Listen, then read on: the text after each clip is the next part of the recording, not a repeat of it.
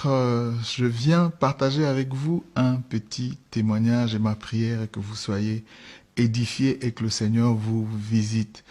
Il y a quelque temps de cela, je souffrais beaucoup de l'hypertension artérielle très aiguë. Je faisais des pics de tension qui faisaient peur. Au fait, il faut dire que ça, c'est un bagage génétique que j'ai hérité de mes parents, parce que je suis orphelin de père et de mère, et les deux sont décédés après des crises aiguës d'hypertension et des problèmes cardiaques. Eh bien, je me suis retrouvé face à cette réalité. Je commençais à avoir des malaises, une fois, deux fois, et troisième fois, j'étais au volant. J'ai fait un gros malaise cardiaque. On m'a amené dans un centre hospitalier de la place. Je préfère taire les noms. Vous comprenez pourquoi.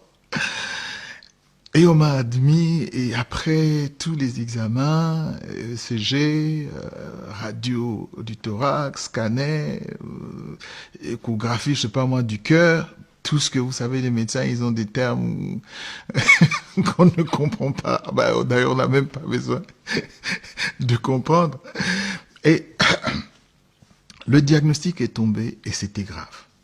Le médecin m'a dit, nous devons intervenir, vous opérer du cœur, parce que sinon, dans les 2 mois qui suivent, vous allez y rester. Il y a un problème au niveau de votre cœur. On doit opérer, intervenir en urgence. Eh bien, vous savez, quand on vous annonce une telle nouvelle, vous avez la sueur froide au dos, hein, vous paniquez. On vous annonce qu'il vous reste 2 mois à vivre. Alors, j'ai pris un temps, je dis, ok, docteur, donnez-moi le temps. Surtout que mon épouse n'était pas là, elle était au travail. Je dis, donnez-moi le temps de parler avec mon épouse quand elle va arriver et qu'on prenne une décision ensemble. Je dois avouer que c'est pas une décision facile. Je suis resté, j'ai cogité. À un moment donné, je paniquais, je pensais. Et puis, j'ai partagé, on a discuté, madame est arrivée, mon épouse Victoire, on a partagé, je lui ai dit voilà ce que le médecin a dit. Et elle-même est allée voir le médecin a confirmé le diagnostic. Et donc, il nous fallait prendre une décision. Alors, je dis, bah, écoute, la nuit porte conseil, on va voir, la nuit, on va prier, et puis demain, on va décider. Mais la nuit, il s'est passé un fait insolite. Alors que j'étais en train de dormir, je ne sais pas, est-ce que je dormais, est-ce que j'étais éveillé? Mais bref, j'étais là, allongé sur mon lit de malade. Je vois la porte de la chambre s'ouvrir légèrement. Et un visage que je ne voyais pas très bien a commencé à guetter. Et puis je me suis dit, bon écoute, je ne panique pas, je fais semblant de dormir, et je vois la porte s'ouvrir. C'est une aide-soignante, une infirmière qui rentre. Elle rentre vraiment sur la pointe des pieds, elle guette si je dormais, et puis elle sort de la poche de sa blouse un flacon avec une seringue et commence à préparer une injection. Et je prends mon courage, je me réveille, je dis bonjour madame, bonjour, ça va, ça va. Je dis est-ce qu'il y a un problème, il y a un souci. Et puis elle sursaute. Elle me dit non, non, non, non, non, ça va, ça va. J'ai dit, vous avez quoi là? Il y a un problème? Il dit non, je regardais juste si vous allez très bien, je pensais que vous ne dormiez pas, je voulais peut-être ajouter quelque chose pour vous soulager la douleur, etc. J'ai dit non, quand vous êtes entré, vous avez regardé, vous avez cru que je dormais, donc ça peut pas être ça la raison. Il dit oh, non, non, non, non, non, monsieur, excusez-moi, je suis pas là pour discuter avec vous, je fais mon travail et vous n'allez pas me montrer mon travail. Elle est ressortie. J'ai commencé à me poser des questions et du coup, mes pensées ont commencé à aller dans toutes les directions. Dieu merci, vous savez, bon, on est des enfants de Dieu. Je me suis mis immédiatement à prier. Je commençais à prier, j'ai commencé à prier. Et plus je priais, je commençais à pleurer, j'ai paniqué. Je me dis, Seigneur, j'ai l'impression de me trouver dans un endroit où on dirait que, bon, si je reste ici, ma mort est programmée. Et je commençais à prier, je commençais à prier, je commençais à prier en langue. Et l'Esprit du Seigneur, le Saint-Esprit a commencé à me parler. La première des choses qui m'a rappelé, était que ce corps n'a pas été créé pour la maladie. C'est le temple de Dieu. De deux, il est écrit, par ses meurtrissures à la croix, vous avez été guéris. Et troisièmement, de me dire, le diable est un menteur. Effectivement, c'était comme si on dirait que j'étais dans le sommeil. Je me suis réveillé, je me suis dit, oui, en fait, le diable est un menteur. Lorsqu'il vient avec son rapport, il vous propose quelque chose. Si vous l'acceptez, et la chose s'installe. Vous voyez? Mais si vous rejetez sa proposition, bien sûr, conformément à la parole de Dieu, eh bien c'est là qu'il y a le salut, il y a la guérison. Et j'ai commencé à prier. J'ai dit, Seigneur, mon corps est ton temple, etc. J'ai prié. Et puis, le matin, mon épouse est arrivée avant d'aller au travail. Je lui ai dit, chérie, il faut que je sorte de cet hôpital. Elle m'a dit, pourquoi? Qu'est-ce qui s'est passé? J'ai dit, non, il faut que je sorte. Je lui explique ce qui s'était passé. J'ai dit, j'ai une forte conviction que si je reste ici, je vais mourir. On a discuté, elle est allée aussi parler avec les médecins ont rappliqué, ils sont arrivés, messieurs, vous êtes inconscients, c'est pas sérieux, vous ne savez pas ce que vous avez, ne jouez pas avec ça, il vous reste trop peu de temps à vivre, etc. Il y a eu des échanges. Moi, j'ai dit, je ne change pas, ma décision est prise, je quitte l'hôpital maintenant. Ils m'ont dit, alors, dans ce cas, vous nous signez un papier. J'ai dit, très bien, emmenez le papier. J'ai signé un papier comme quoi, ce qui va m'arriver, ce sera sous ma responsabilité. J'ai quitté l'hôpital. Mais puis, bon, je me suis senti mieux quelque temps. Après, plus tard, on se retrouve en Afrique du Sud. Et j'ai accompagné madame pour ses contrôles, etc. Et on a fait un petit check-up sur moi. La tension était encore montée. Ouh là là.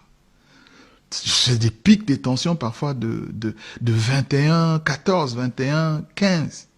Ceux qui connaissent, ils savent que c'est énorme. Mais j'avais l'air normal. Et les physicians, en Afrique du Sud, ils disent les physicians. Et la femme qui nous auscultait, le médecin, a dit non, je dois tout de suite appeler l'ambulance, on doit vous admettre aux urgences. Votre cas est sérieux, vous pouvez faire une attaque.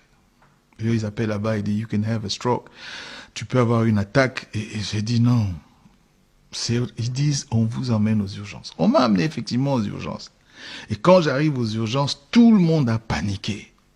Parce que tous les indicateurs étaient au rouge. Et ils ont commencé à me poser des questions. Est-ce que vous avez été dans des pays à grosse endémie, où il y a des grosses épidémies? J'ai dit non. Les seuls voyages que j'avais fait, j'ai dit on était en France, on est revenu. Et puis là, on est en Afrique du Sud, c'est tout. Donc j'ai pas voyagé. Ah, mais ils m'ont mis en quarantaine, en isolation complète, totale, personne n'avait accès à moi dans une sorte dans une pièce qui était comme je sais pas, on dit capsule d'astronaute ou module lunaire, je sais pas trop. Il y avait plein de médicaments et on m'a branché plein de trucs sur le corps. Et les médecins ont commencé à travailler à ça. Ils étaient peut-être, je sais pas, une dizaine. Ils ont fait tout ce qu'ils avaient à faire. Moi, j'ai dit, mais écoutez, est-ce que je suis venu avec mon épouse, elle va s'inquiéter.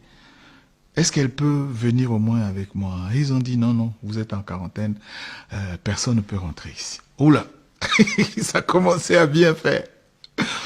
Mais bon, ils m'ont administré des médicaments, ils m'ont dit que vous restez en observation. Donc, je suis resté. Et quelques temps après, j'ai eu sommeil et je me suis endormi. Et pendant que j'étais en train de dormir, j'ai senti la présence d'une personne, comme quelqu'un qui est rentré dans la salle. Mais entre-temps, je priais. Hein. J'ai prié, je me suis dit, Seigneur, cette histoire, je sais pas, ça commence à bien faire, cette histoire de tension.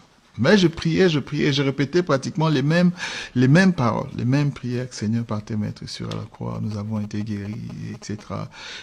Seigneur, mon corps est ton temple, Seigneur, il n'y a pas de place dans ma maladie, Satan récupère tout ce qui est à toi et tu dégages. Vous savez, les prières que nous faisons, comme ça de manière simple, mais qui ont des gros effets dans le monde spirituel.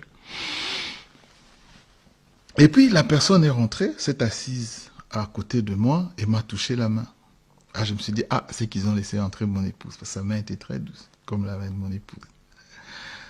Sa main était douce, elle m'a touché, et je me suis dit, enfin elle est là. Donc ça m'a apaisé un peu, je me suis dit, donc elle ne va pas s'inquiéter, elle est avec moi. Donc ça m'a apaisé, je me suis endormi. Et puis, j'entends le bruit autour. C'est une sorte de remue-ménage. Et c'est ça qui m'a réveillé. Il y avait une aide-soignante qui tournait, qui regardait, et qui se demandait, mais qu'est-ce qui s'est passé ici? What happened here? Elle tournait, elle appelait les médecins, et puis les médecins venaient et disent, monsieur, ça va? J'ai dit, oui, ça va. Ils ont regardé, ils disent, non, on n'a pas compris. Toutes les machines, tout s'est stabilisé, tout est redevenu normal. Or, comment ça? J'ai dit, oui, tout est redevenu, votre tension est normale, etc. En si peu de temps, c'est impossible. Quelque chose s'est passé. Moi, j'ai dit, ah, c'est que... Et j'ai dit au médecin, en tout cas, mais merci parce que d'avoir laissé ma femme entrer, parce que je crois que la présence de ma femme m'a fait du bien aussi. Et ils disent, non, personne n'est rentré ici. J'ai dit, oui, quelqu'un est rentré, il m'a touché la main. Ils disent, non, personne n'est rentré ici. Mais alors seulement j'ai compris que c'est le Seigneur lui-même qui est venu et qui m'a guéri. Qu'est-ce que le message peut vous dire? Le diable est un menteur. N'acceptez pas ces mensonges. Résistez-lui et chassez-le avec tous ces mensonges. Et lorsque vous avez la foi en Dieu, il s'appelle Jehovah Jireh. Il nous guérit de nos maladies. Il faut toujours garder une foi ferme parce que tout est possible à celui qui croit. Et à Dieu, tout est possible. Que Dieu vous bénisse. Shalom. Il a fait